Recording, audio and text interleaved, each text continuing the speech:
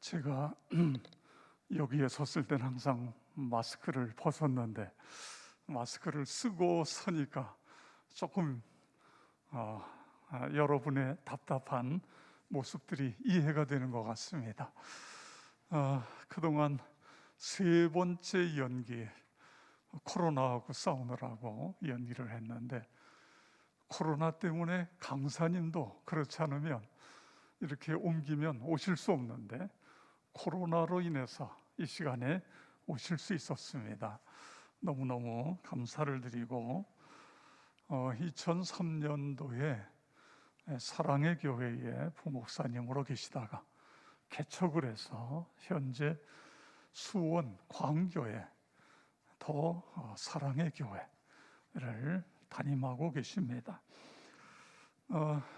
목사님이 얼마 전부터 피부에 알러지가 생겨서, 그래서 오늘 넥타이를 매면 여기가 막 문제가 생겨서, 트러블이 생겨서 넥타이를 매지 않는 부분을 여러분이 이해해 주시고, 목사님 넥타이 매지 않아도 저희들 은혜 받겠습니다 그런 간절한 마음으로, 목사님 이제 마스크 벗으시고 나오셔서 헌금을 위해 기도해 주시고 말씀 주실 때 여러분 큰 은혜 받는 시간이 되시기 바랍니다. 목사님 은혜 받겠습니다. 우리 힘차게 박수로 강사님 모시겠습니다.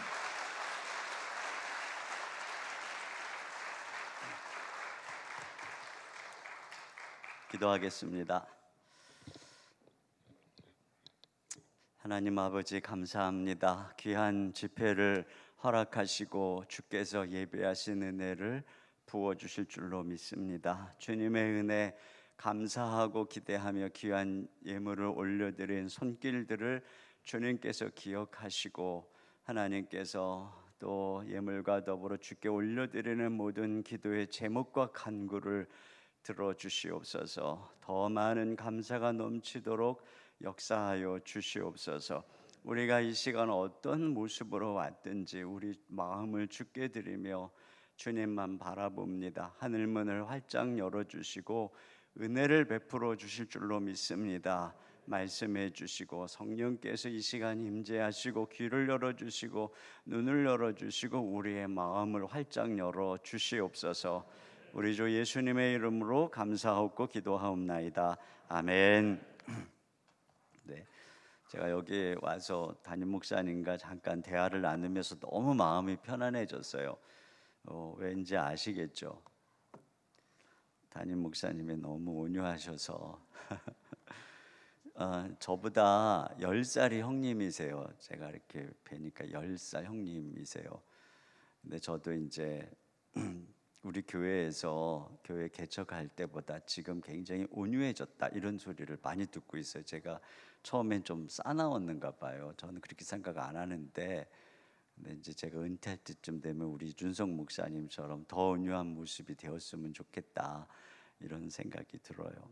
항상 은혜는 담임 목사님에게서부터, 담임 목사님의 얼굴에 이 교회의 모습이 그대로 있지 않나, 저는 이렇게 생각을 합니다.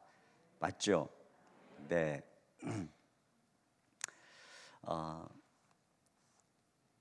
사실 제가 성결교회는 처음 와서 설교를 합니다. 저희 교회도 이제 교단 안 가리고 어떤 목사님들 오셔서 말씀 전해 주시는데, 제가 성결교회에 와서 설교하는 것은 처음입니다. 그래서 장로교 목사는 어떻게 설교하는지 한번 들어보시기 바랍니다. 많이 오셨겠지만 전 장로교적으로 설교하니까 이해해 주시기 바랍니다.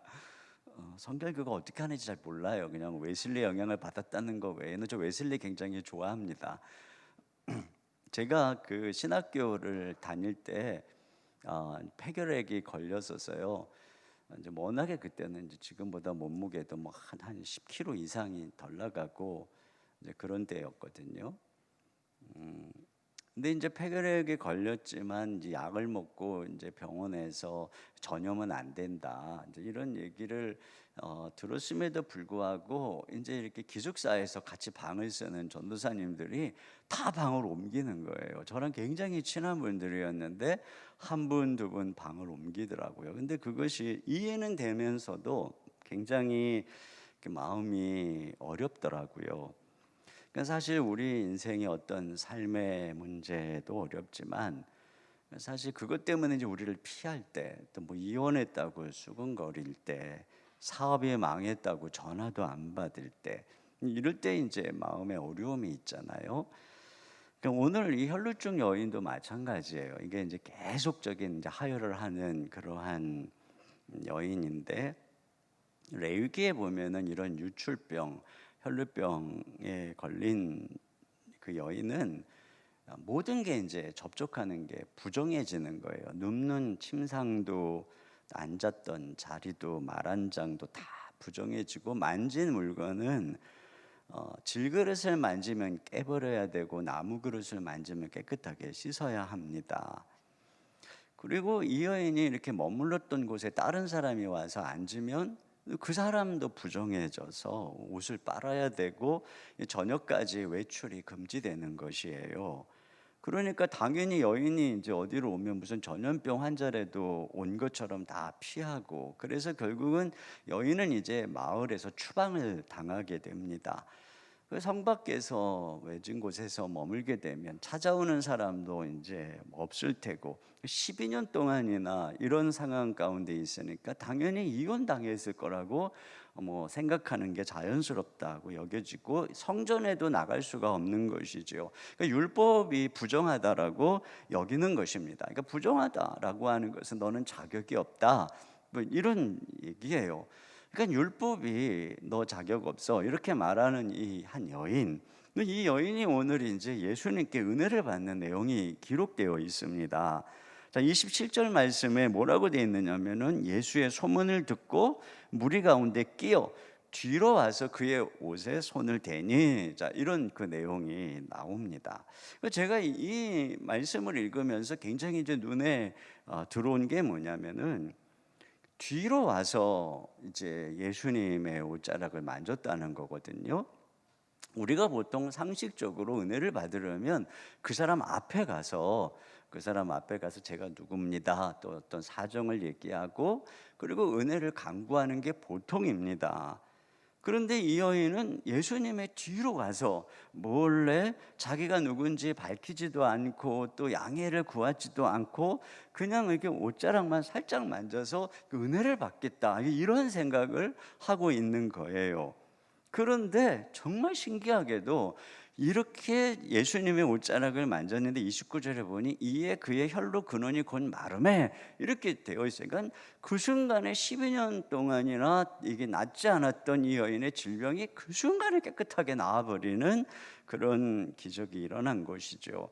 그래서 제가 이 은혜를, 야, 정말 신기하다, 이런 은혜가 있구나. 그래서 제가 이 은혜 이름을 붙여봤어요. 어떻게 이제 붙였냐면은 뒤에서 받는 은혜, 이제 이렇게 붙여봤어요. 뒤에서 받는 은혜. 오늘 저 뒤에서 은혜 많이 받으실 줄로 믿습니다. 네, 또 이렇게 가정에서 예배 드리는 분들도 은혜 많이 받으실 줄로 믿습니다. 그래서 이 뒤에서 받는 은혜의 특징을 몇 가지 생각해 봤어요. 그러니까 뒤에서 받는 은혜는 첫째로는 자격이나 신상을 묻지 않는 은혜입니다. 그렇죠. 예수님은 여인이 누군지 또 어떤 사람인지 자격을 따지지 않아요. 묻지 않아요. 사실 주님께는 하나님의 형상으로 지음 받은 사람이면 뭐 어떻게 생겼든 다 소중한 거잖아요. 라미제라블의 장발장이 빵 한 조각 훔쳤다는 게 어떻게 꼬여갖고 19년 동안 옥살이를 하다가 이제 추록을 했는데, 자기를 아무도 맞아주지를 않으니까 이제 성당에게 미리의 신부라고 하는 성당에게 이제 그 신부에게 찾아갑니다. 그 이제 노크를 하고 쭈삣쭈삣 하고 있으니까 그때 그 미리의 신부가 장발장에게 이런 얘기를 해요. 당신이 누구인가를 나에게 얘기하지 않아도 됩니다. 여기는 내 집이 아니라 하나님의 집입니다. 이 집의 문은 들어오는 사람들의 이름을 묻지 않습니다. 이런 얘기를 해요. 이게 굉장히 저는 이게 마음에 와닿더라고요. 여러분, 우리 주님께서 우리의 죄를 위해서 십자가를 지셨기 때문에 여러분이 처음 은으로 들어와서 이렇게 주님께 나올 때 주님은 뭐 그냥 묻지 않는 줄로 믿습니다. 네, 우리가 누군지, 무슨 죄를 지었던 어떤 도덕적인 상태에 있든 똑같이, 또 어떤 지위 고하를 막론하고 똑같이 안 묻습니다. 있는 모습 그대로, 네, 그대로 그렇게 주님께 나오면 되는 줄로 믿습니다. 또 이 은혜는 어떤 은혜냐면 부끄러움을 배려하시는 은혜예요. 이 뒤에서 받는 은혜는 그 여인이 스스로 자기를 부정하게 여기고 초라하게 여기니까 앞으로 못 오는 것이죠. 그러니까 주님께서 이 뒤에서 은혜 받는 길을 열어놓으신 거예요. 그러니까 저는 이게 우리 주님의 배려이구나 이런 생각을 합니다. 제가 보니까 교회에서도요, 뒷자리가 꼭 필요한 분들이 계세요. 거기서 남몰래 누구도 만나지 않고 자기를 밝히지도 않고 그냥 은혜만 받고 축도가 그냥 끝나자마자 손살같이 나가고 싶은 분들이 항상 있어요. 그래서 저는 한동안 은혜는 앞자리에서만 받는다고 생각을 했어요. 그래서 앞이 은혜 받는 자리니까 앞으로 오세요 먼저 이렇게 이야기를 했는데, 제가 이 말씀을 묵상한 다음부터는 그런 말 안 해요. 저 뒷자리도 은혜 받는 자리고 저 2층 저 뒤에도 은혜 받는 자리고, 누군가에게 밝히지 않고 그냥 기둥 뒤에나 구석에 앉아서 은혜 받고 싶은 그 사람의 마음을 우리 주님이 다 이해하고 배려하고 계신다. 그러니까 오늘 저 뒤에 계신 분일수록 우리 주님이 찾아가셔서 만나 주실 줄로 믿습니다. 근데 나중에 말이에요, 주님께서 여인에게 물어보시거든요. 누가 만졌느냐. 그러면서 이제 여인을 불러내잖아요, 대중 앞으로. 그러니까 언제 찾아내고 언제 확인하고 언제 불러내냐면은 다 나은 다음에.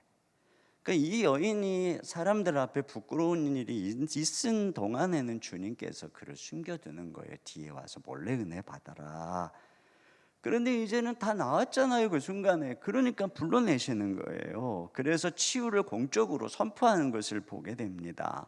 이와 같이 우리 주님의 교회는 안전하게 은혜 받고 남몰래 은혜 받고 그러다가 치유받으면 주님 앞으로 나와서 섬기고, 바로 그런 것이 교회구나. 그래서 부끄러운 사람도 또 죄를 지은 사람도 가난한 사람도 수치심 없이 와서 은혜 받을 수 있는 것이 바로 교회인 줄로 믿습니다. 가끔 교회에 보면은 투시의 은사가 있다라고 하는 분들이 계세요. 저는 이런 은사를 정말 성령님께서 주시는지 잘 모르겠어요. 왜냐하면 제가 아는 성령님은 투시의 은사보다는 덮어주시는 은사를 주세요. 그래서 저는 지난 17년 동안 개척을 하고 제가 경험한 성령님은 상대가 분명히 나를 미워하는데 그분이 나 미워하는 거 다 알아. 근데 나만 몰라. 성령께서 내 눈만 이렇게 가려가지고 나는 그 사람이 나를 사랑하는 줄 아는 거예요. 그 사람이 나의 진정한 친구인 줄 알고 난 혼자 그 사람 사랑하는 거. 그러다 보니까 세월이 지나면서 그 사람도 나를 사랑하게 되고 친구가 되게 하시는 것, 저는 이게 성령의 은사인 줄로 믿습니다. 근데 마귀의 은사가 투시하는 거 아니에요? 괜히 그냥 남의 마음까지 뭐 찔러보고 의심하고 뭐 동기까지 탈탈 털고, 그건 은사 안 받을수록 하는 거죠. 은혜 없을수록 하는 거 아니에요? 투시의 은사, 그게 진짜 성령의 은사인지 잘 모르겠어요, 저는.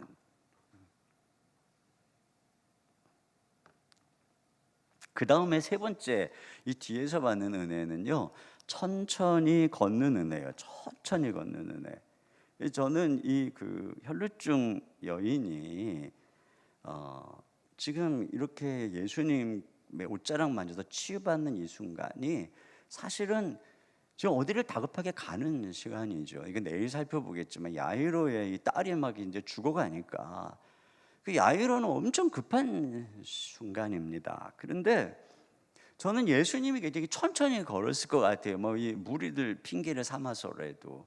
이유가 뭐겠어요? 이 12년 동안이나 혈루병 여인으로 세약해진 이 여인이 예수님을 쫓아와야 되니까 예수님이 아마도 천천히 걷지 않았을까, 이런 생각이 들어요. 빨리 따라오라고. 그래서 저희가 가끔 이제 그 안산 동산교회 혹시 아실지 모르겠어요. 거기에 이제 김인중 목사님이라고 이제 원로 목사님이시죠. 김인중 목사님하고 자전거를 자주 탔어요.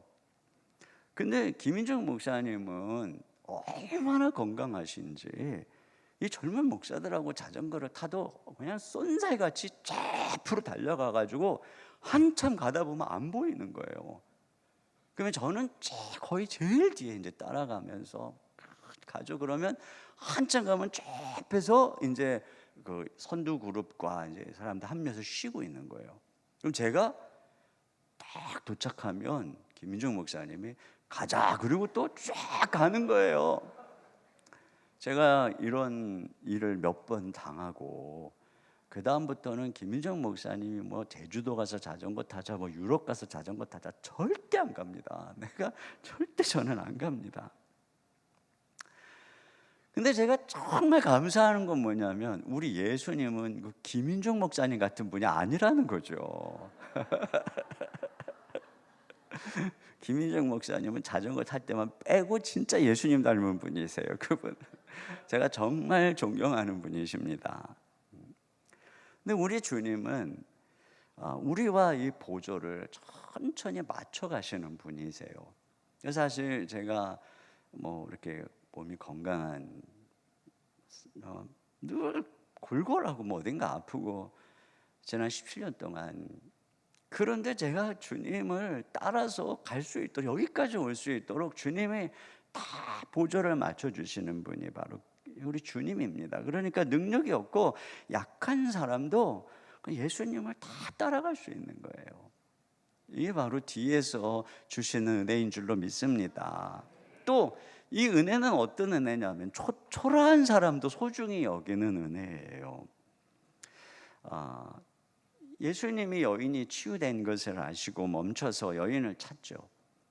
그리고는 여인의 얘기를 듣고서는 34절에 이렇게 말씀해서 예수께서 이르시되 따라 내 믿음이 너를 구원하였으니 평안히 가라, 내 병에서 놓여 건강할지어다, 이렇게 말씀하십니다. 여기 따라 이렇게 말씀을 하는데요, 저는 이 말씀이 저에게 어떻게 묵상할 때 들렸냐면, 야, 내가 지금 신방 가는 해당장 야이로의 딸만 딸이 아니다, 내 딸이 아니다.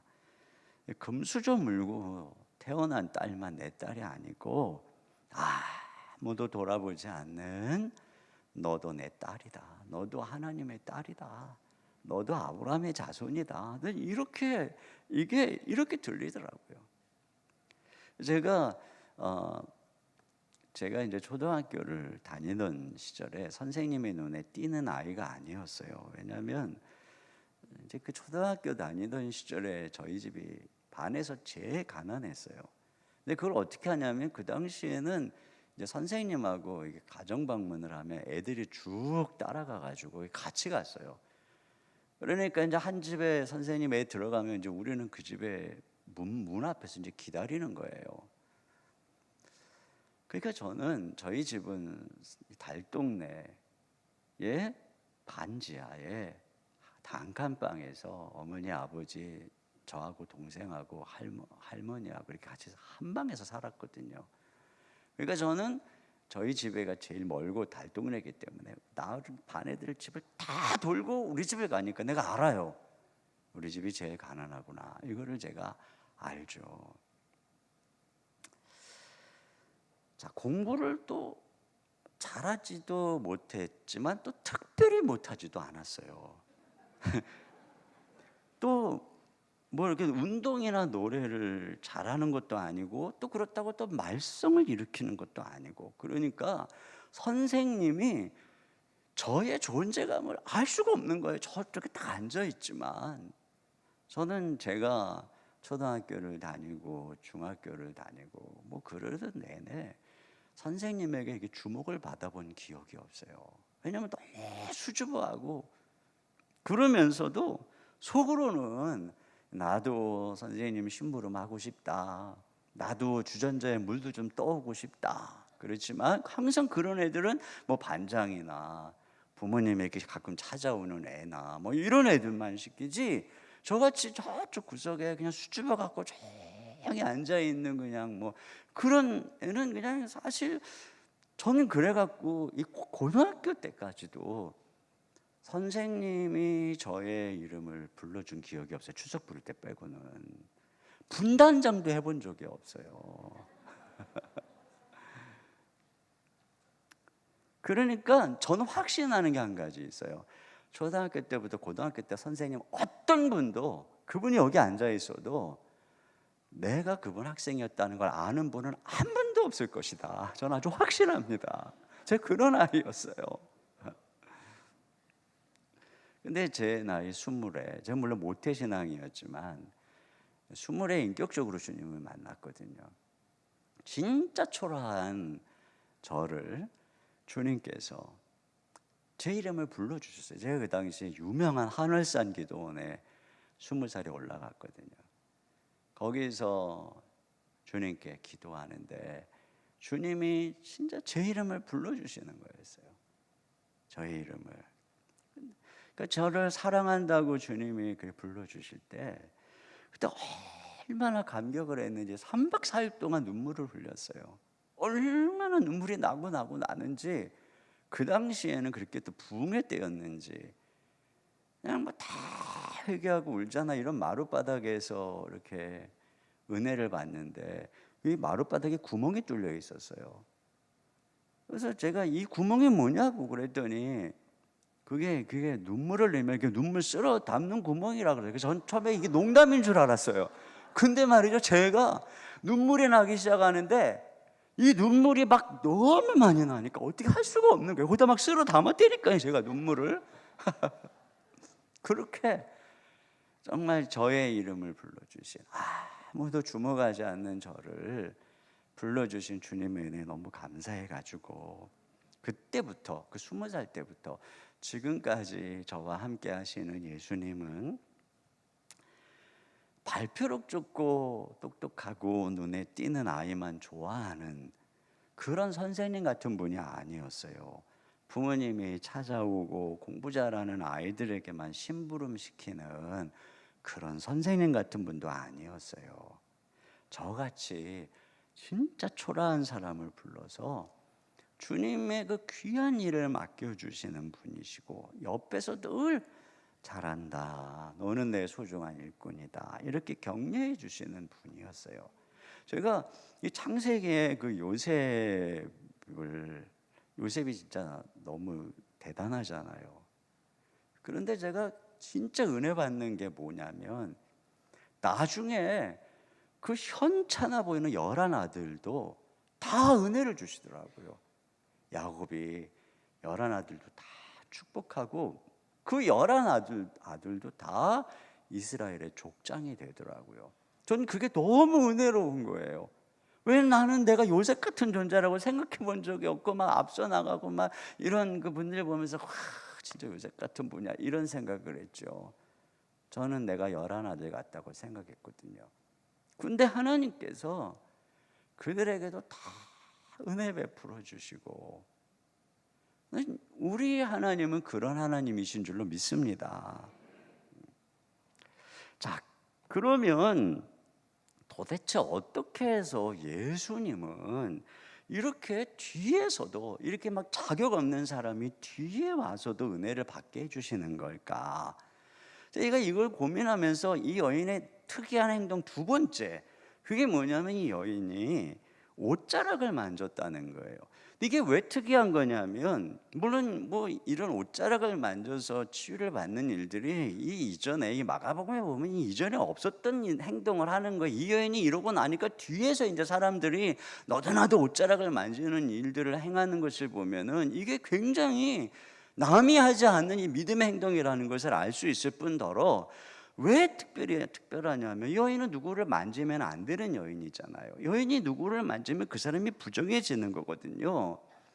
그런데 여인은 하필 예수님을 만졌단 말이에요. 그런데 여인 때문에 예수님이 부정해진 것이 아니라 예수님 때문에 여인이 이 부정한 모든 병이 낫는 이런 일이 일어난 것이죠. 이게 왜 이런 일이 일어났을까? 도대체 예수님이 어떤 분이기 때문에 이런 일이 일어났는가 생각해 보면, 첫째로는 예수님이 그림자가 아니라 실체이기 때문에 그런 거예요. 이게 뭐냐면, 여러분 그 사진 전시회장에 갔어요. 어떤 이제 그 주제가 아주 햇빛이 주제예요. 빛이 주제. 그래서 찬란하게 떠오르는 햇빛이나 또는 호수에 반짝반짝하는 그 일출의 그 아름다운 반짝이는 그런 그 사진들, 그 사진만 보고 있어도 막 눈이 부실 정도로 빛나는 사진들이 전시되어 있는 거예요. 그런데 이제 전시 시간이 끝나고 불을 딱 끄면 다 캄캄해진단 말이에요. 왜냐하면 그게 다 실체가 아니고 그림자니까, 사진이니까. 여러분, 이처럼 율법이나 제도나 종교나 이런 것들은 이게 모형이거든요. 그러니까는 죄가 오면은 자기들이 더러워지고, 부정이 오면 자기들이 부정해지니까 여인이 혼전에도 못 오게 하고 뭐 이러는 거거든요.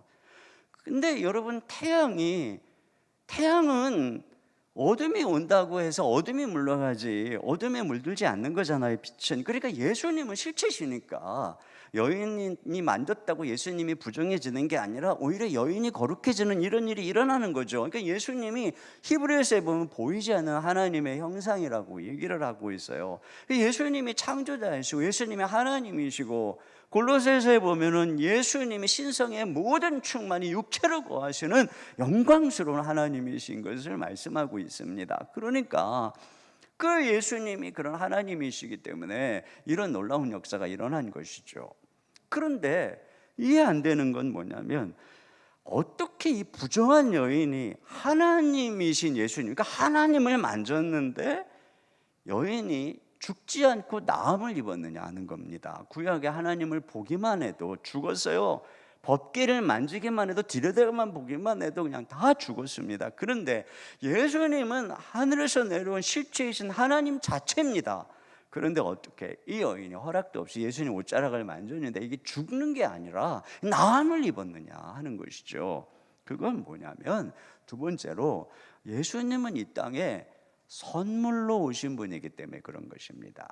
선물로 오신 의이기 때문에 그런 거죠. 어떤 왕이 시골 처녀를 사랑했어요. 그래서 이제 이 여인하고 결혼을 하기로 하고 결혼식 날이 되었어요. 자, 그런데 왕궁에서 결혼식을 해야 되는데 여인에게는 어때요? 결혼식 입고 갈 예복을 마련할 형편이 안 되는 거예요. 자, 그런데 그걸 아는 왕이 마차에다가 그 아름다운 옷과 또 향품과 보석과 또 해서 시녀들까지 해가지고 딱 선물로 보내는 거죠. 그러면 그 선물로 다 그 결혼 예복을 입고 왕궁에 가서 결혼을 하지 않겠어요? 이처럼 하나님께서 우리 힘으로 천국에 갈 이 의의 예복을 마련하지 못하니까 하나님께서 당신의 아들을 이 땅에 보낸 거죠. 선물로 보낸 거죠. 그래서 십자가에 우리 대신 죽으시고 부활하신 예수님이 우리의 의가 되신 거예요. 우리의 선물이 되신 것입니다. 여러분, 우리가 하나님 앞에 서려면 하늘에서 내려온 옷을 입어야 돼요. 하늘에서 내려온 의이신 예수님의 옷을 입어야지, 우리가 이 땅에서 만든 옷을 입어갖고는 거기에 쓰지를 못해요. 우리가 어떤 종교적인 의나 선행이나 우리의 노력으로 만든 옷, 평생 돌을 닦아가지고 뭐 만든 선행의 옷, 무슨 뭐 종교적인 금욕의 옷, 이런 것을 입어가지고는 우리가 천국에 가서 그 혼인 자체에 설 수가 없는 것입니다. 그렇기 때문에 하나님께서, 이 땅에는 옷이 없으니까 하나님께서 우리에게 의를 보내주신 거예요. 그 의를 선물로 보내주신 것입니다. 예수님이 어떤 분이냐? 선물로 오신 분인 거예요. 선물로. 그렇기 때문에 이 여인이 이 거룩하신 예수님을 만졌더니 죽는 게 아니라 선물을 받는 거예요. 이런 일이 일어난 거죠. 여러분, 선물이신 예수님을 여러분이 지금도 믿음으로 접촉하면 그런 역사가 일어날 줄로 믿습니다. 여러분 그런 면에서 복음은 뭐냐? 예수님이 십자가에서 우리를 위해 죽으시고 부활하심으로 우리의 선물이 되셨다는 소식, 이게 복음이에요. 이 종교는 가르침이에요. 종교는 충고예요. 이렇게 살아야 된다, 저렇게 살아야 된다, 착하게 살아야 된다. 종교는 가르침이에요. 그런데 복음은 가르침이 아니고 예수님께서 너희들을 위해서 다 했다라고 하는, 예수님이 우리의 선물로 오셨다라고 하는 소식인 것입니다. 소식. 하나님께서 우리를 위해 마련한 것에 대한 소식, 이게 복음입니다. 여러분 그 구약에 보면은 엘리사 때에 사마리아 성이 아람 군대의 포위가 돼가지고 다 굶어 죽어갈 지경이 되잖아요. 그러니까 어느 정도로 굶어 죽어갈 지경이 되냐면 아이를 삶아 먹을 정도로. 그래서 전부 다 굶어 죽을 상황이 됩니다. 그때 이제 성 밖에 쫓겨나서 사는 나병 환자들 같은 경우에는 성에서 나오는 부스러기를 먹고 사는 사람들인데 오죽이나 상황이 더 급박했겠습니까? 그러니까 4명의 나병 환자가 어떤 결심을 하냐면, 우리가 여기서 굶어 죽으나 저 아람 군대 진영에 가서 항복해서 죽으면 죽고 먹을 거 주면 살자, 이런 생각을 하고 이 4명의 나병 환자가 아람 군대에 항복을 하러 갑니다. 그때가 어느 때냐면 해질 무렵에 항복하러 갑니다. 그런데 바로 그들이 그래서 아람 군대 진영으로 항복하러 가는데 그 해질 무렵에 하나님께서 아람 군대 사람들에게 큰 군대 소리를 듣게 하는 거예요. 그러니까 이 사람들이 야, 어디서 어마어마한 원군이 오는가 보다 하고 혼비백산해 갖고 싹 다 도망가 버립니다. 그러니까는 나병 환자들이 도착해 보니 아무도 없는 거예요. 이거 어마어마한 들판에 모든 거를 다 놔두고 싹 다 가버린 거예요. 그런데 그때가 어느 때라 그랬어요? 해질 무렵이면 저녁 먹으려고 그 어마어마한 군대가 저녁 먹으려고 들판에다가 다 저녁 준비하고 막 진수성찬 차리고 맛있는 막 국 끓이고 밥하고 막, 그리고 그냥 배식하려고 줄 쫙 섰는데 그때 이 소리가 들려가지고 싹 쫓아낸 거예요. 이거 들판에 진수성찬이 가득 챙겨져 있고 뭐 금은보석 뭐 쌀은 물론이고 하여튼 당장 먹을 수 있는 이 소식, 이 상황을 보고 처음에는 정신없이 먹고 자기들이 소유하고 감추고 그러다가 이 소식 전하지 않으면 우리가 화를 입는다. 그들이 성에 가서 소식을 전하죠. 그러니까 어때요? 그 소식에 사람들이 다 달려와서 그 먹고 사는 거예요. 여러분, 이것이 단순한 그 시대의 어떤 사건을 위해서 우리에게 기록을 했겠습니까? 이게 바로 복음을 가르쳐 주는 거예요. 하나님께서 이 복음이 뭐냐? 복음이라고 하는 것은 굶주린 사람에게 집에 가서 이렇게 저렇게 요리하십시오라고 요리책을 주는 게 아니에요. 복음은 우리에게 이렇게 들판에 가득 진수성찬을 차려주는 거예요. 하나님이 하신 거죠. 우리가 할 수 없는 일들이 일어나는 거예요. 복음은 아픈 사람에게 당신 집에 가서 내가 가르쳐주는 대로 하루에 한 번씩 운동도 하고 또 뭐 일찍 일어나고 식습관 이렇게 하고 이런 처방전이 아니에요. 복음은 그 순간에 먹으면 낫게 하는 약이죠. 그러니까 그냥 예수님을 믿으면 이거 보세요. 이 여인이 예수님을 만지면 치유를 받는 것처럼, 그 순간에 구원을 받는 것처럼 예수님을 믿는 순간에 우리가 의롭게 되고 하나님의 자녀로 거듭나고 예수 그리스도의 죽음과 부활과 연합해서 하느님 나라의 시민이 되고 주님과 이미 하늘에 안침바 되고 이미 우리가 예수님 안에서 하나님 나라의 상속자가 되고 이 모든 것들이 우리가 예수님을 믿고 열심히 노력해서 되는 게 아니라 믿는 순간에 이미 그냥 하늘의 소망을 쌓아 두시는 것, 여러분 이게 바로 믿음인 줄로 믿습니다. 이게 우리가 노력해서 얻는 게 아니라 예수 그리스도 안에서 하나님이 다 마련해 놓으시고 들판에 가득 진수성찬 차려 놓으시고 초청하는 거예요. 이게 복음입니다. 이런 이 구원의 문제로 진짜 심각하게 고민을 했던 사람이 루터이죠.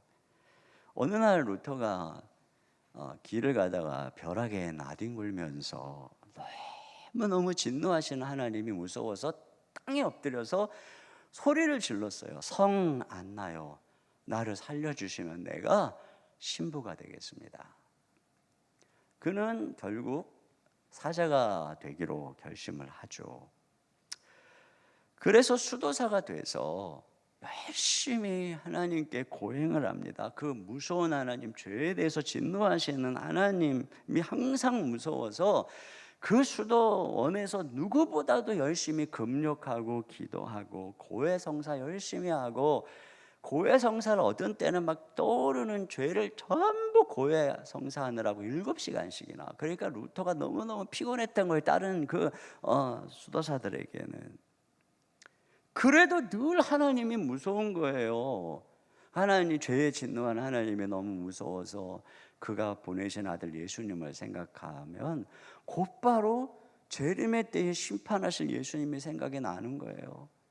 그러면은 예수님의 모친 마리아에게 기도하고, 마리아에게 기도하다가도 또 뭔가 이렇게 마음이 흡족하지 않으니까 마리아의 또 어머니라고 하는 예수님의 할머니라고 알려진 성 안나에게도 기도를 하고, 그래도 마음이 편하지 않으니까 이 캐톨릭에서 말하는 이 성자들, 성인들 있잖아요. 그분들을 월, 화, 수, 목, 금, 토 주일까지 하루에 3명씩 세워가지고 자기를 지켜달라고 그랬다는 거예요. 그래도 불을 끄고 저녁이 되면 죽음의 사신이 자기를 불러오는 것처럼 이 죄에 대해서 진노한 하나님이 너무너무 무서웠던 거예요.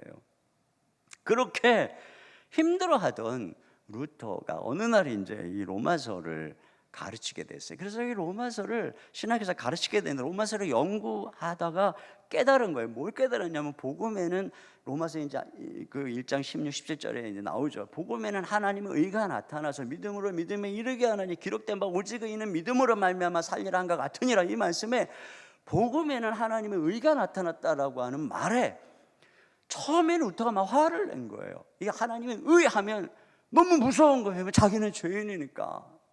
하나님 너무한다. 어떻게 이 복음에까지 하나님의 의를 넣어갖고 우리를 괴롭히는가, 이런 생각을 하다가 로마서를 연구하다 깨달은 거예요. 복음에 나타난 하나님의 의는 내가 열심히 노력하고 내가 열심히 선행을 해서 도달하는 의를 말하는 것이 아니라 하나님께서 그 아들 예수님을 통해 선물로 보내주신 의였구나, 이걸 깨달은 거예요, 루터가. 그러면서 그걸 깨닫는 순간에 복음은 이 하나님의 의를 내가 막 고행을 하고 선행을 하고 막 무릎에 피가 나도록 막 성 베드로 성당을 기어 올라가고 그렇게 함으로써 뭔가를 덧입는 그런 의가 아니라 오로지 그 아들 예수님, 그를 통해서 선물로, 이 복음에는 그 의가 선물로 포장된 것이구나, 이거를 깨닫는 순간에 루터가 이런 얘기를 합니다. 오랜 시간 동안 짓누르던 거대한 바위 덩어리가 떨어져 나가고 다시 태어난 것처럼 느꼈다.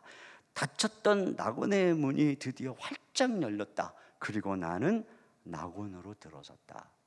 이것이 바로 루터가 종교개혁을 이루게 된 엄청난 사건인 거죠. 여러분, 이렇게 예수님은 선물로 오신 거예요. 예수님은. 그러니까 선물을 우리가 어떻게 받아요? 그걸 이 여인이 보여주는 거예요. 선물을 어떻게 받아요?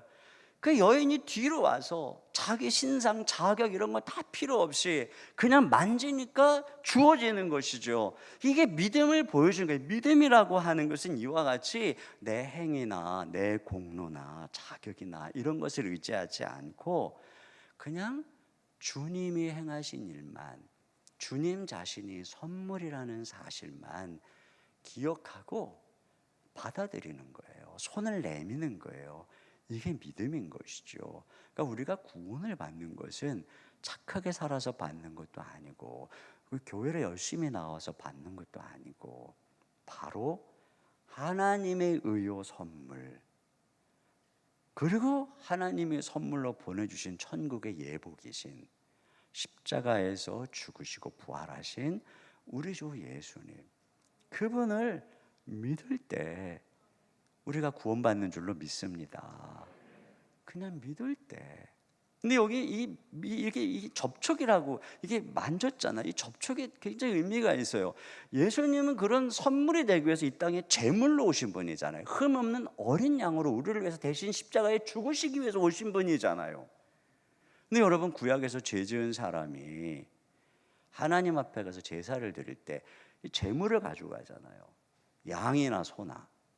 그러면 그 제물을 자기 죄를 대신해서 죽이기 전에 뭐를 하냐면 죄 지은 사람이 안수를 합니다.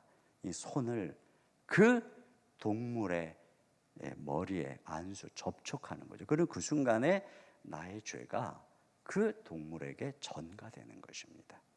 그러면 그걸 끌고 가서 자기 손으로 죽여야 되는 거예요. 이것이 제사거든요. 그런데 지금 이 여인이 그렇게 우리를 위해 제물로 오신 예수님을 만지는 순간에 어떤 일이 일어났을까요? 여인의 모든 부정함, 여인의 모든 질병, 여인의 모든 죄, 이것들이 다 예수님에게로 전가된 것입니다. 그리고 이제 죽으시고 부활하셔서 생명이 되실 예수님, 그 예수님의 의, 부활 생명, 그리고 부활을 통해 얻으신 신분, 이것이 여인에게로 전가되는 것이죠.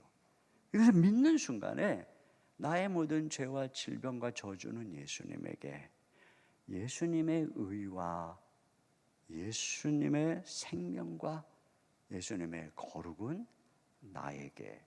여러분, 우리가 예수님을 믿는 순간에 이런 일이 일어나는 줄로 믿습니다. 제가 오늘 이 말씀을 이렇게 드리면서 제가 마음속에 바라보는 분은 두 부류입니다. 한 분은 뭐 지금 혹시라도 가정에서 예배를 드리거나 이 자리에 오셨다 할지라도 아직도 진정으로 예수님을 나의 구주로 믿기보다는 그냥 내가 이 교회 나오고 착한 일 하면 천국 가지 하는 분들이 있다면 그게 아니라는 것. 오직 예수님을 믿는 것만이 내가 구원받고 천국 가는 것이라는 사실, 이걸 꼭 기억했으면 좋겠어요. 저는 이렇게 이제 집회를 올 때 첫날 있잖아요. 무슨 설교를 할까 그러다가 항상 제가 하는 생각이 있어요. 첫날만 왔다가 안 올 분이 꼭 있거든요. 그러면 나는 첫날 무슨 설교를 할까? 그때 제가 딱 떠올리는 분이 저희 아버님과 어머님이에요. 우리 아버지 어머니가 물론 다 교회 다니시고 권사님이고 집사님이시지만 여기 앉아 계시다면 나는 무슨 설교를 할까? 난 저희 어머니 아버지, 이제 연로하셔서 이제 천국을 바라보고 계시는 저희 어머니 아버지 여기 앉아 계시다면 지금 이 얘기를 하고 싶은 거예요. 이미 잘 믿고 계시겠지만 확인해 주고 싶은 거예요. 어머니 아버지, 천국 가는 길은 교회 나갔다고 되는 거 아니에요. 직분 있다고 권사님 되셨다고 집사님 장로님 됐다고 되는 거 아니에요. 그동안 교회 봉사 열심히 하고 착하게 사신 거 알아요. 아들 목사 만드느라고 얼마나 고생하셨어요. 그렇다고 천국 가시는 거 아니에요. 우리를 위해서 선물로 오셔서 나를 위해 죽으시고 부활하신 예수님, 그 예수님을 믿어야만 우리가 구원을 받는 거예요. 난 이 얘기를 꼭 축복해주고 싶어요. 여기 이 자리에 앉아 계신 분에게도, 지금 영상으로 함께하는 분들에게도 여러분 예수님 믿으시고 구원받으시기를 주님의 이름으로 축원합니다. 또 한 분들은 이미 믿은 분들, 이미 다 믿은 분들, 아니 이미 다 믿고 있는데 왜 또 그 얘기를 하세요? 라고 하는 분이 계실 거라고요. 여러분, 제가 믿는 분들에게 왜 이 말씀을 꺼낼까요? 우리들의 문제가 어디 있느냐면 처음에는 다 잘 믿는데 끝까지 이 믿음을 유지하지 못하는 것, 이게 진짜 심각한 문제라는 거예요. 이 로마서 1장 17절 상반절에 보면 복음에는 하나님의 의가 나타나서 믿음으로 믿음에 이르게 하나니 이렇게 되어 있는데, 이 그 믿음에서 믿음으로라고 하는 이 단어가 영어로 보면 by faith from first to last. 그러니까 처음부터 끝까지 믿음이라는 거예요. 여러분, 우리가 기독교인으로 산다는 것은, 그리스도인으로 산다는 건 처음 믿을 때 예수님을 믿죠. 그런데 그때뿐 아니라 죽을 때까지 믿음으로 살다가 죽는 게 신앙이라는 거예요. 그러니까 우리가 예수님이 다 하셨다 그랬잖아요. 그러니까 우리가 할 일은 뭐냐면 끝까지 예수님 믿고 예수님께 붙어 있는 거예요. 그런데 예수님을 끝까지 믿는 게 어려운 거예요. 제가 볼 때 처음 몇 년은 다 잘 믿어요. 주님 사랑하고 눈물 흘리고 의지하고. 근데 시간이 점점 지나면서부터 예수님 대신에 자기의 의, 자기의 경건, 자기의 경험, 자기 거룩을 의지해요. 그래서 점점 예수님만 의지하는 이 혈루증 여인 같은 믿음에서 떨어집니다. 그래서 10년이 지나고 20년이 지나고 30년이 지나고 40년이 지나고 50년이 지나도 처음처럼 예수님을 잘 믿는 사람들을 찾기가 어려워요. 오히려 처음 예수님 믿고 막 눈물 흘리고 막 은혜 받고 이런 사람들을 오래 예수 믿은 권사님이나 막 이런 분이 보고 뭐라 그러냐면, 야야야, 혼자 예수 믿는 티 내지 마라. 우리도 옛날엔 다 그랬다. 너 혼자 믿는 것처럼 유별나게 떠들지 마. 마치 지금 이제 나는 너처럼 예수님을 의지하지 않아도 나 혼자도 잘 살아요, 이런 것처럼. 그리고 마치 신앙생활의 성숙이 그 사람처럼 예수님 의지하지 않아도 나 혼자서도 잘 사는, 예수님을 의지하고 예수님을 사랑하고 예수님을 믿는 데서 졸업하는, 이게 마치 신앙생활의 성숙인 것처럼 생각하는 분들이 있어요. 근데 여러분 기억하세요.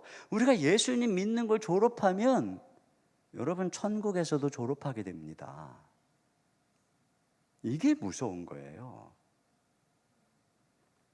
유대인들이 왜 망했다고 바울이 로마서에서 얘기를 하냐면, 그들이 우리보다 열심히 없고 경건이 없어서가 아니죠. 로마서 11장 20절, 굉장히 중요하고 무서운 말씀이거든요. 한번 같이 읽어보겠습니다. 시작. 옳도다. 그들은 믿지 아니함으로 꺾이고 너는 믿음으로 섰느니라. 높은 마음을 품지 말고 도리어 두려워하라. 하나님이 원 가지들도 아끼지 아니하셨은즉 너도 아끼지 아니하시리라. 그 유대인들이 믿지 않아서 버림받았다는 거예요. 자기들의 의로 열심은 있었지만 지식이 없어서 자기들이 율법 열심히 지키고 자기들의 의로 천국 갈 수 있다고 생각했다는 것이죠. 믿음에서 떨어졌다는 거예요. 그런데 너희도 믿음에서 떨어지면 아끼지 아니하리라. 여러분, 저 유럽이 그렇잖아요. 이제 그 사람들은 더 이상 예수님의 십자가 부활 안 믿는다고 그러잖아요. 믿음에서 떨어졌어요. 종교가 그냥 도덕화되고.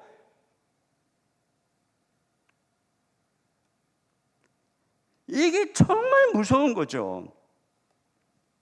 끝까지 예수님을 믿는 공동체로 남아 있어야 되는데 예수님을 10년, 20년, 30년, 40년, 50년, 60년 찾기가 어려워요. 만약에 여러분이 예수 믿은 지 10년밖에 안 됐다면 여러분의 신앙을 자랑하지 마세요. 아직 멀었어요. 그런데 50년, 60년 믿으신 장로님, 권사님이 정말 그때까지도 예수님을 신실하게 신뢰하며 사랑하고 있다면 여러분 그분 존경해야 되는 것입니다. 그게 진짜 신앙이에요. 저는 아까 말씀드렸죠. 신학교 시절에 폐결핵이 걸렸다고요. 독한 약을 먹으면서 워낙에 몸이 그냥 약하니까 이제 합병증이 오기 시작을 했어요. 그래서 불면증, 각종 합병증으로 너무너무 힘들어하고 그런 후유증이 거의 3년 동안 저를 괴롭혔어요. 3년 동안 특별히 제가 불면증을 아주 심하게 앓았습니다.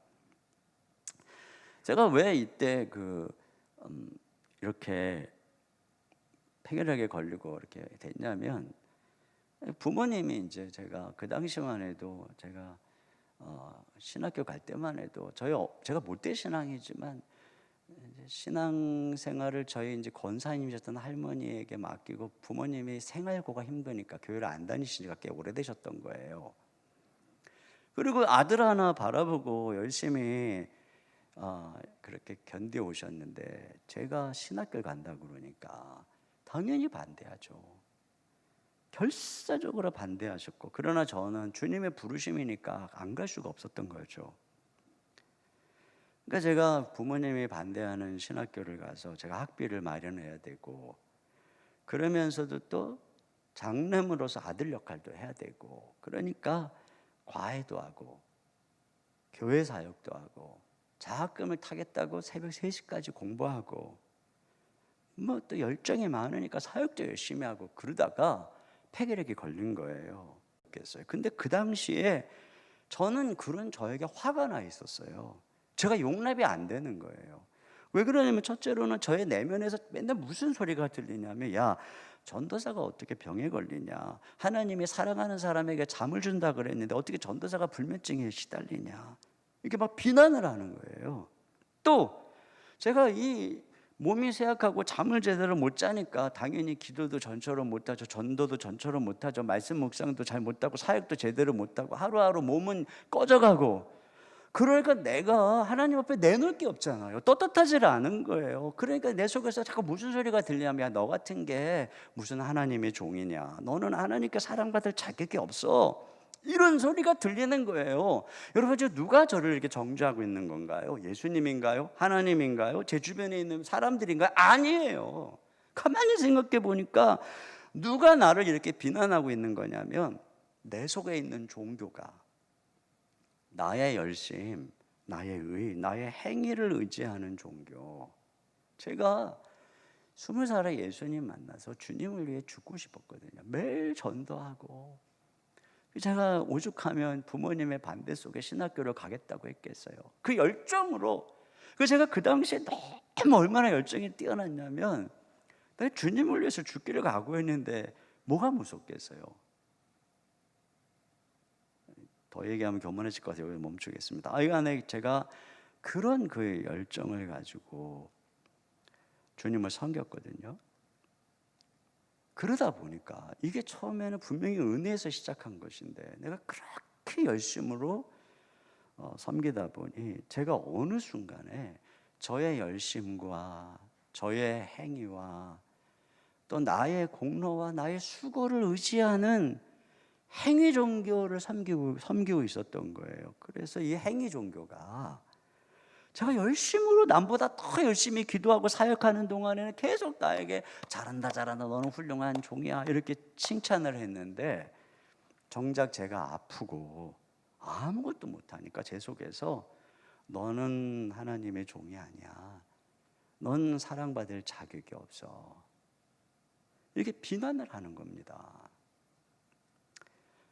제가 이렇게 고통을 받던 어느 날 저도 로마서를 묵상하게 되었는데, 거기에 고통 속에서 내 생명이 꺼져갈 때였죠. 그때 거기에 오직, 아까 읽었던 말씀이죠. 오직 의인은 믿음으로 말미암아 살리라. 거기에 살리라, 여기에 눈이 확 띄었어요. 죽어가고 있어, 이거 살리라 그러니까. 너 어떻게 하면 사나 하고 보니 믿음으로 산다는 거예요. 그럼 믿음으로 사는 건 뭘까 하고 연구하기 시작했어요. 믿음이란 예수님께서 나를 위해 이루신 일을 신뢰하는 거더라고요. 예수님이 나를 위해서 이루신 게 뭔가, 십자가와 부활을 통해서 예수님이 나를 위해 이루신 게 뭔가 하고 살펴보니까 예수님이 십자가에서 이렇게 말씀하시는 거예요. 내가 너의 모든 죄를 다 짊어졌다. 내가 너의 모든 질병을 다 짊어졌다. 내가 너의 모든 저주를 다 짊어졌다. 내가 너의 부정함과 초라함을 다 짊어졌다. 그래서 이제 너는 의인이다. 너는 이제 건강하다. 너를 향한 나의 생각은 평안이요 저주가 아니다. 미래에 너에 대한 희망이 가득하다. 너는 이 시대를 향한 나의 방법이다. 너는 나의 상속자다. 그뿐이 아니더라고요. 이렇게 말씀하시는 거예요. 아들아, 나의 아들 예수 안에서 나는 언제나 너를 사랑한다. 너를 향한 나의 사랑은 저 바다와 같다. 네가 뭔가를 열심히 해서 너의 행위를 그 바닷물에 붓는다고 나의 사랑이 얼마나 더 커지겠느냐. 네가 아무 행위를 못해서 거기에 한 컵 물을 더하지 못한다고 너를 향한 나의 사랑이 얼마나 줄어들겠느냐. 네가 어떠하든 너를 향한 나의 사랑은 조금도 변함이 없다. 이렇게 말씀하신 거예요. 저는 이걸 제가 말씀을 듣고 운 게 아니라 감동이 되니까 울죠. 그러나 저는 이걸 받아들이기로 결심한 거예요. 그래, 이게 진리구나. 그렇다면 이걸 내가 전인격적으로 내 것으로 만들어야지. 내가 이걸 진짜 믿는다면 난 어떻게 해야 되지? 저는 생각해보니까 경험으로 살고 있더라고요. 경험적으로 열나고 아프고 잠 못 자고 몸은 막 빼짝빼짝 말라가고, 그러니까 나는 죽어가는구나. 그러니까는 심각하게 그랬던 거죠. 그러나 십자가에서 주님이 하신 말씀 선언을 생각한다면 나는 건강하고 낫고 있고 이 고난 속에 하나님의 축복이 있는 것이고 하나님의 놀라운 계획이 있는 것이니 내가 믿음으로 반응한다. 여전히 나를 사랑하고 계시는 분이니 이 아무것도 못하는 초라한 내 상황에서 내가 할 수 있는 일 하나밖에 없더라고요. 믿는다면 내가 어떻게 해야 되나 생각해보니까 기뻐해야 되겠더라고요.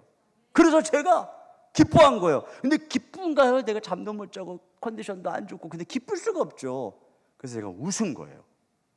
그래서 밤에 잠도 못 자고 누워서 새벽 종소리가 들릴 때까지 이러고 있으면서도 그 마음이 막 화가 나도 불안하고 그렇지만 웃은 거예요. 왜? 이미 낫고 있으니까 믿음으로. 그래서 이런다고 잠이 오나요? 계속 아침까지 일어나서 거울 보니까 얼굴이 초라해갖고, 그래서 다시 넌 낫고 있어. 이렇게 믿음, 이게 저의 옷자락을 만지는 저의 믿음이었어요. 이 웃음이. 제가 그렇게 매일 믿음으로 반응한 거죠. 웃음치료를 했다는 게 아니라 저희 믿음으로 반응한 거예요. 그런데 어떻게 됐을까요? 제가 이렇게 멀쩡하게 나와가지고 그때 저를 꼭 치유해 주시고 이 믿음으로 나를 모든 질병에서 모든 것에서 자유케 하시고 나를 있는 모습 그대로 맞아주시는 이 주님을 제가 신학교 때 이제 졸업반 즈음에 1학년 2학기 때부터 아프기 시작해갖고 이 졸업할 즈음에 제가 경험하면서, 제가 신학교 들어갈 때요 열심히 공부해서 수석으로 졸업해갖고 교수가 되고 이 존 스토트와 같이 교수도 하고 이 목회도 하는 이런 목사가 되겠다는 게 제 꿈이었어요. 그런데 신학교 내내 폐결에게만 이게 시달려가지고 거의 공부도 제대로 못하고 기어서 졸업을 한 거예요. 무슨 장학금커녕 뭐 수석은커녕 기어서 졸업을 했어요. 그런데 이 고난의 신학교를 통해서 제가 복음을 깨달은 거예요. 그러다 보니까 제가 메시지가 바뀌어서 젊은이 사역 계속 했었는데, 제가 열정이 많으니까 젊은이들 보면 답답하니까 우리가 이렇게 살면 되겠느냐, 우리가 순교적 각오를 가지고 주님을 위해서 헌신해야 된다, 야 이놈들아 정신 차려라 막 속으로 이러면서 막 소리를 지르고 막 얼굴이 시뻘개져가고 그러면 애들이 다 고개 숙이고 있는 거예요. 근데 제가 메시지가 바뀐 거예요. 나같이 이렇게 초라한 사람이 있는 모습 그대로 사랑하시는 이 복음, 이 복음을 깨닫고 나니까 주님이 저희들을 얼마나 사랑하시는지, 주님이 그 아이들을 향해 얼마나 놀라운 계획을 갖고 있는지 메시지가 바뀌는 거예요. 하나님이 너희들을 사랑한다. 하나님이 너희들을 향해 진짜 위대한 계획을 갖고 있다. 있는 모습 그대로 하나님이 너희들을 얼마나 사랑하는지. 그랬더니요, 아이들이 고개를 들은 거예요. 눈물을 흘리기 시작하고 앞으로 점점 나오기 시작하고 부응하기 시작하고. 제가 그렇게 변화시키려고 할 때는 꿈쩍도 않던 애들이 예수님의 십자가의 복음 전하니까 바뀌기 시작하는 거예요. 여러분, 이 세상에는 은혜만이 할 수 있는 게 한 가지 있어요. 그게 뭐냐면 마음에 사랑을 일으키는 거예요. 이 율법, 행위, 공로, 종교는 막 행동을 바꿀 수는 있어요. 당장 이거 하세요, 저거 하세요, 막 겁주고. 그러나 마음의 동기는 못 바꿔요. 근데 은혜는 마음에 사랑을 일으켜요. 왜 자녀가 부모를 사랑해요, 공경해요? 부모에게 은혜를 입었으니까. 우리가 왜 하나님을 사랑해요?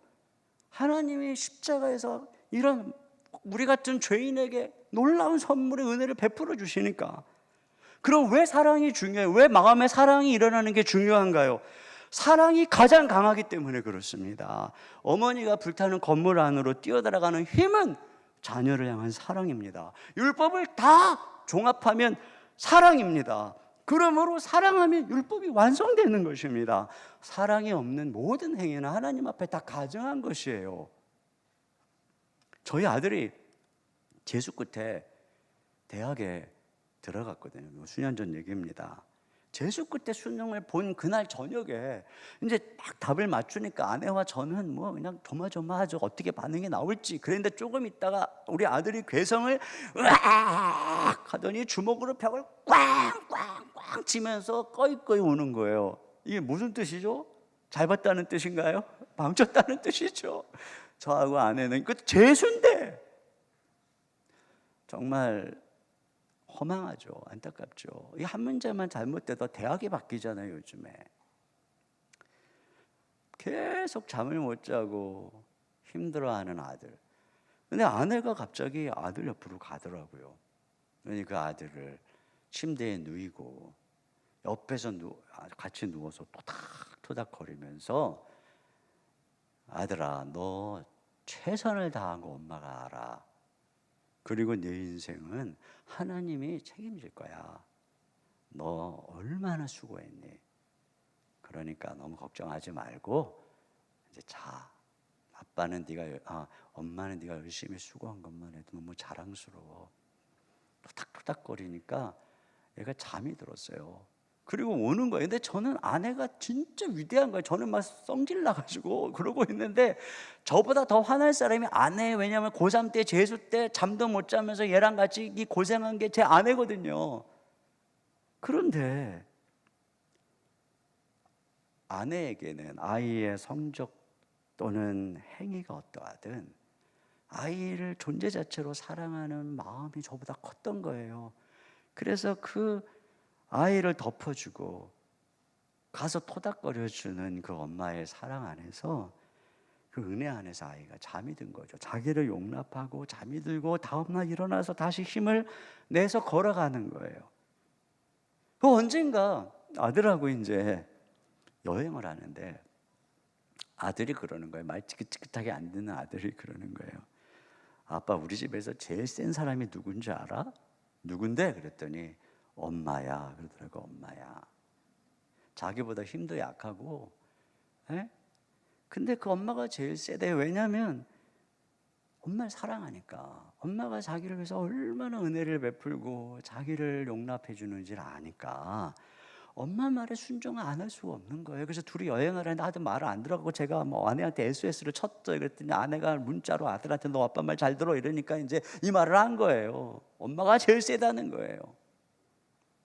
교회에서도요, 하나님을 사랑하는 사람이 제일 약해요. 하나님한테 제일 약해요. 하나님을 사랑하는 사람이 주님이 원한다 그러면은 부탁도 못하고 헌신하는 거예요. 누가 제일 많이 섬길까요? 인격이 훌륭한 분일까요? 경건한 분일까요? 직분자일까요? 예? 건강하고 부유한 사람일까요? 아니에요. 예수님을 사랑하는 사람이에요. 이건 제가 지어낸 얘기가 아니라 목회 17년 하면서 경험한 얘기예요. 이거하고 다 상관없어요. 예수님을 사랑하는 사람. 왜? 사랑이 체면보다, 이익보다, 이익이라고 하는 동기보다, 두려움이라고 하는 동기보다 강력한 게 사랑이기 때문에. 근데요, 이 십자가의 복음을 깨닫고 그 은혜 속에 이 사랑을 우리에게 부어주시는 분은 누굴까요? 성령님이시죠. 성령님이 우리 안에 하나님의 사랑을 부어주시는 거예요. 그래서 우리가 날마다 성령님 의지하고 성령님이 주시는 은혜와 인도함 속에 그리스도를 바라보고 그렇게 처음부터 끝까지 믿음으로 사는 거예요. 거기서만 우리가 온전한 사랑 가운데 예수님에게까지 자라게 되고 그 결과 우리는 율법을 성취하는 그런 존재가 되는 거죠. 결론입니다. 여러분, 우리가 과거보다 더 거룩해지고 있는데 왜 더 힘들까? 옛날보다 죄도 덜 짓고 교회 봉사도 열심히 하고 그러는데 왜 기쁨도 없고 왜 짜증나고 피곤할까? 핵심은 믿지 않아서 그런 것입니다. 어느 순간부터 나의 생명의 근원이 되시는 하나님에 대한 믿음에서 떠난 거예요. 그리고 믿음보다는 내 힘이 들어간 거죠. 예수님을 의지하고 믿지 않고 내 행위로 뭔가를 하려고 하니까 신앙생활이 얼마나 힘들겠어요. 어느 날 제가 차 안에서 찬양을 듣고 있었어요. 찬양이 뭐냐면 인내하신 구세주요.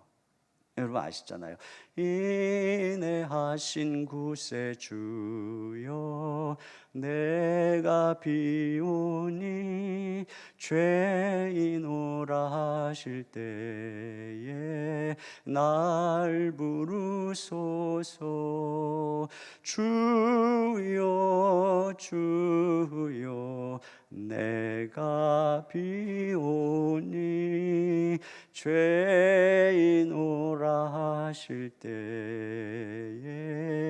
날 부르소서. 그 프로그램이 뭔지 모르는데 반복해서 이 찬양을 자꾸 이렇게 이제 부르면서 가르쳐 주는 그런 프로그램이었어요. 근데 그걸 듣고 있는데 자꾸 눈물이 나는 거예요. 내가 이 찬양을 듣고 있는데 왜 눈물이 날까? 생각해보니까 특별히 이 대목, 주여 주여 내가 비오니 죄인오라 하실 때에 날 부르소서. 근데 왜 제가 눈물이 났냐면 내가 이 찬양을 불러본 지가 너무 오래됐구나 이 생각이 들은 거예요.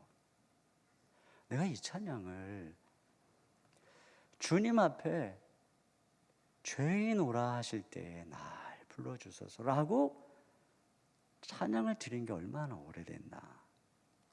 어느덧 목사가 돼서 건강도 회복하고 교회도 성장하니까 교만해져서 내가 더 이상 옛날처럼 그때 내가 이 폐결핵으로 주님 붙들면서 있는 모습 그대로 은혜 속에 나갔던 이 모습을 잊어버리고 죄인오라 하실 때에 날 부르소서. 내가 이것을 잊어버렸구나. 이게 생각이 나가지고 그렇게 눈물이 나더라고요.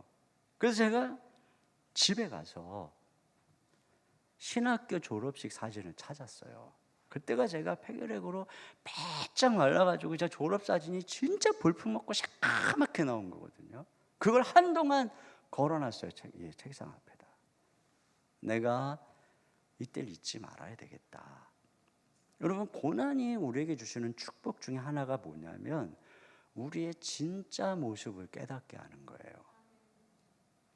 이 고난, 하나님이 은혜를 거두고 이 고난 속에 우리를 두실 때 우리가 누군지, 근데 내가 주님 이 모습을 잊지 않겠습니다. 이게 나의 진짜 모습입니다. 난 언제나 혈루증 여인처럼 언제나 예수님이 필요한 존재입니다. 여러분, 이게 한 번의 사건이 되면 안 되는 거예요. 끝까지, 아니 앞으로 더 깊이 매일 기도할 때마다 내가 의지할 분 예수님밖에 없습니다. 나는 죄인입니다. 그러면서 예수님 사모하고 성령의 은혜 사모하고, 그게 처음부터 끝까지 믿음으로 사는 것이고, 그때의 아름다운 열매가 우리 삶에 맺혀져요.